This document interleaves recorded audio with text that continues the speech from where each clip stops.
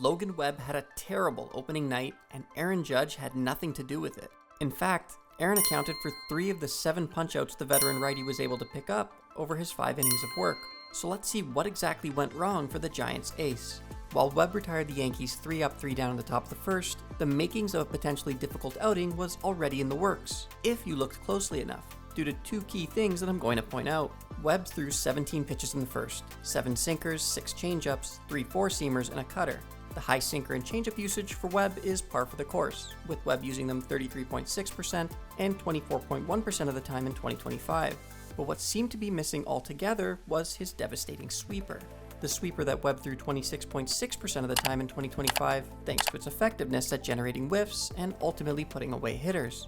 And the same sweeper that Webb used 23.9% of the time in his recent WBC outing for the US against Canada. The complete absence of one of his primary 3 pitches 17 pitches into the game to me suggested that he didn't have a good feel for it pre-game in the pen, and not having that weapon readily available in his arsenal, and more importantly in the minds of Yankees hitters, was key factor number 1 that opening night was going to be a tall task for the veteran workhorse.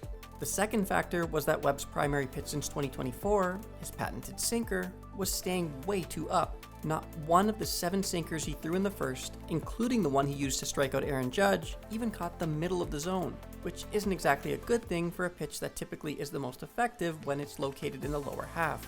That lack of command with his primary pitch was, to me, warning sign number 2 that it could be a very tough night for Logan Webb. Now, it was just 1 inning, and like I said off the top, he retired the side in order. But clearly, it relayed enough information to the Yankees dugout that should he not correct things heading into the second, they were going to make him pay.